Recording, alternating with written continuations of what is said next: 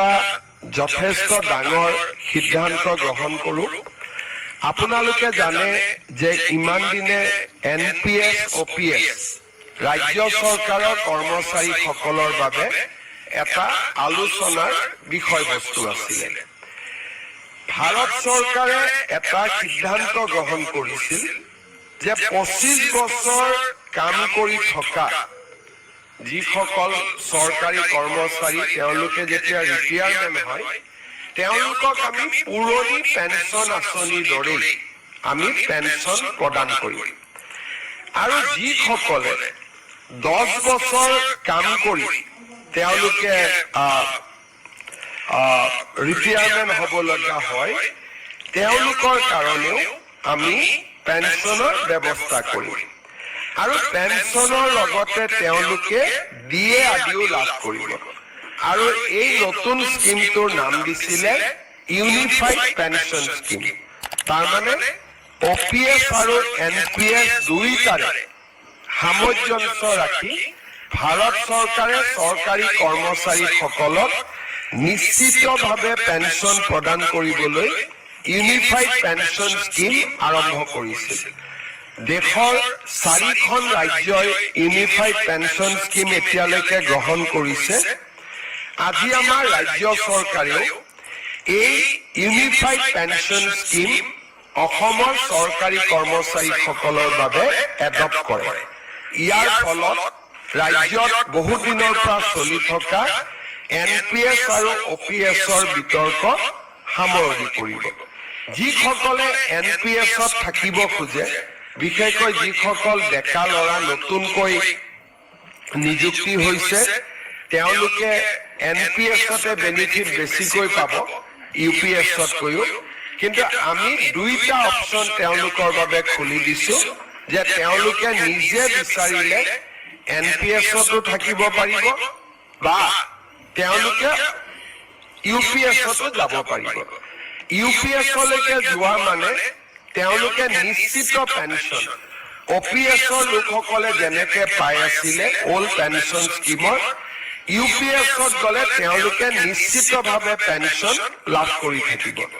আজি এই আঁচনিখন ৰাজ্য চৰকাৰৰ কেবিনেটে গ্ৰহণ কৰে আৰু এবছৰৰ ভিতৰত কৰ্মচাৰীসকলে সিদ্ধান্ত ল'ব পাৰিব যে আমি NPSত থাকিম নে আমি UPSলৈকে যাম।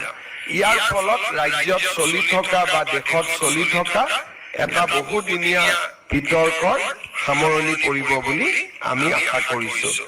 আজি কেবিনেটত কেইটামান আৰু গুৰুত্বপূৰ্ণ আমি সিদ্ধান্ত লৈছো। এটা হৈছে গাঁৱৰ ৰাস্তা, এনেকে আমি নিৰ্দিষ্টভাৱে কাম কেইটামান ঠিক কৰি দিম যাতে পুঁজিসমূহ সেই কামসমূহতে ব্যয় কৰিব পৰা যায়।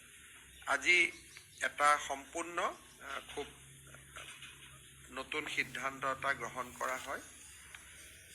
আজি আমাৰ কেবিনেটে ৰাজ্যত 18 বছৰৰ ওপৰত কোনো লোককে আধাৰ কাৰ্ড নিদিবৰ বাবে সিদ্ধান্ত লৈছে।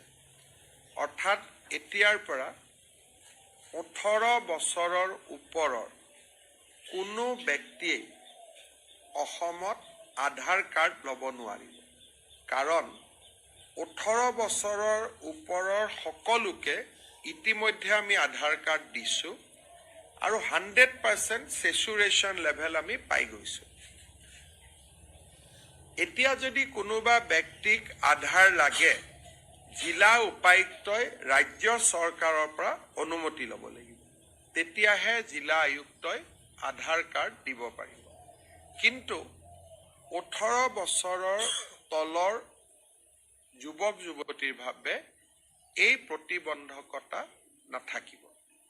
আনহাতে 2027 চনৰ মাৰ্চলৈকে ST, শিডিউল ট্ৰাইব আৰু টি গাৰ্ডেনৰ বাদ পৰা যদি কোনোবা আছে আধাৰ কাৰ্ড দি থাকিব পাৰিব। তাৰমানে আকৌ এবাৰ মই কৈছোঁ, no one will get Aadhaar if he already cross 18 years of age. 18 বছৰৰ ওপৰত হ'লে আধাৰ কাৰ্ড আৰু অসমত নাপাব। ছমাহৰ কাৰণে আমি টি গাৰ্ডেন আৰু ST আমি এটা এক্সেমশ্যন দিছোঁ, কাৰণ তাত এতিয়াও কিছু সংখ্যক মানুহে আধাৰ কাৰ্ড পোৱা নাই। 2027 চনৰ 1 এপ্ৰিলৰ পৰা ইভেন ST আৰু টি গাৰ্ডেনৰ ৰাইজেও যদি 18 বছৰৰ ওপৰ হয় আধাৰ কাৰ্ড নাপাব। যদি কাৰোবাক দিবলগীয়া এক্সেপশ্যনেল কিবা কেছ থাকে তেতিয়াহ'লে DCয়ে ৰাজ্য চৰকাৰৰ পৰা অনুমোদন ল'ব লাগিব। অবৈধ বাংলাদেশী নাগৰিকে যাতে অসমত আধাৰ কাৰ্ড ল'ব নোৱাৰে তাৰ কাৰণে এই এটা ঐতিহাসিক সিদ্ধান্ত এটা আজি কেবিনেটে গ্ৰহণ কৰিছে। কিন্তু 18 বছৰৰ তলৰ ল'ৰা ছোৱালীৰ ক্ষেত্ৰত এই আদেশ প্ৰযোজ্য নহয়। এই আমি 18 বছৰৰ তলৰ ল'ৰা ছোৱালীক যিহেতু বহুতে সৰুতে আধাৰ নলয়, কলেজত গ'লেহে আধাৰ লয়, গতিকে বিলো 18 ইয়াৰ্ছৰ কাৰণে আধাৰ লোৱাত কোনো ধৰণৰ অসুবিধা নাথাকিব।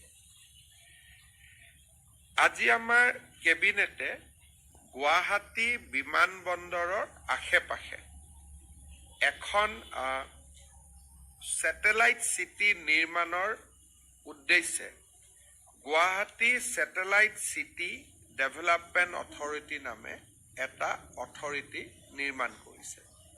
গুৱাহাটী বিমানবন্দৰৰ পিছফালে পলাশবাৰী শুৱালকুছি ব্ৰিজৰ লগত বা আমাৰ সেই অঞ্চলত থকা মাটিত এই ছেটেলাইট চিটি নিৰ্মাণৰ প্ৰস্তাৱ কৰা হ'ব আৰু ই গুৱাহাটী মহানগৰৰ বৰ্তমান সীমাৰ ভিতৰতে আবদ্ধ থাকিব। এই মহানগৰ ক্ৰছ নকৰে, within the city of Guwahati GMD এৰিয়াৰ ভিতৰতে ই আবদ্ধ থাকিব। আজি আমাৰ কেবিনেটত আমাৰ ভাৰতীয় প্ৰশাসনীয় সেৱাৰ বিষয়াসকলৰ তেওঁলোকৰ চাকৰিত এটা নিয়ম আছে যে এটা নিৰ্দিষ্ট সময় দিল্লীত কাম কৰিব লাগে, এটা নিৰ্দিষ্ট সময় ৰাজ্যত কাম কৰিব লাগে। কেতিয়াবা কেতিয়াবা সেই সময়টো পুৰা হোৱাৰ আগতেই কিছুমান অফিচাৰে ডেপুটেশ্যনত যাবৰ কাৰণে আবেদন কৰে। আগতে মুখ্যমন্ত্ৰীয়ে সেই আবেদন মঞ্জুৰ কৰিছিল। এতিয়া এই আবেদন কেইবাটাও চৰ্ত সাপেক্ষে কেবিনেটেহে অনুমোদন কৰাৰ ক্ষমতা দিয়া হয়, যাতে প্ৰিমেচিয়ৰ ডেপুটেশ্যন অসমত কমি যায়। তাৰ কাৰণে আজি কেবিনেটে এই সিদ্ধান্ত গ্ৰহণ কৰে। আজি আপোনালোকে এইটো জানে যে 1, 2, 3 তাৰিখে গুৱাহাটীত সম্ভাৱনা আছে যে এগৰাকী খুব হাই ডিগনেটাৰিজৰ অসম ভ্ৰমণৰ প্ৰধানমন্ত্ৰী নৰেন্দ্ৰ মোদী ডাঙৰীয়াৰো অসম ভ্ৰমণৰ সম্ভাৱনা আছে। সেই বিষয়টো লৈও আমি মহানগৰখনক কেনেকৈ প্ৰস্তুত কৰি ল'ব লাগে এই বিষয়ে তাৰ বিষয়েও আজি কেবিনেটত আমি বিতং কৰি আলোচনা হয়। কিন্তু ভিজিটটো এতিয়ালৈকে 100% কনফাৰ্ম নহয়, সেইকাৰণে আমি বহুত ডিটেইলছ এতিয়াই দিব খোজা নাই। কিন্তু প্ৰস্তুতি পৰ্বটো ৰাজ্য চৰকাৰে আজিৰে পৰা আৰম্ভ কৰিব। আমি গুৱাহাটীবাসী ৰাইজৰ সহযোগিতা বিচাৰিম। কেবিনেটত এইখিনি আলোচনা কৰাৰ উপৰিও কেবিনেটে 6 জুলাইৰ পৰা অসম বিধানসভাৰ অধিৱেশন অনুষ্ঠিত কৰাৰ বাবে সিদ্ধান্ত গ্ৰহণ কৰিছে। 6 জুলাইৰ অধিৱেশনখন বাজেট অধিৱেশন হ'ব আৰু 21 দিনতকৈও বেছি এই অধিৱেশন চলিব আৰু এই অধিৱেশনতে 2026-27 চনৰ পূৰ্ণাংগ বাজেট বিত্তমন্ত্ৰীয়ে দাখিল কৰিব আৰু আপোনালোকক বাজেটৰ দাখিলৰ দিনটো ছেপাৰেটলি বিত্ত বিভাগে অৱগত কৰিব। আৰু জুলাই মাহত বাজেট অধিৱেশন শেষ হোৱাৰ লগে লগে আগষ্ট মাহৰ পৰা চৰকাৰৰ জনকল্যাণমূলক আঁচনিসমূহো আৰম্ভ হ'ব। এইখিনি আজি কেবিনেটত সিদ্ধান্ত লোৱা হয়। আপোনালোকে যদি কিবা সুধিব বিচাৰে সুধিব পাৰে।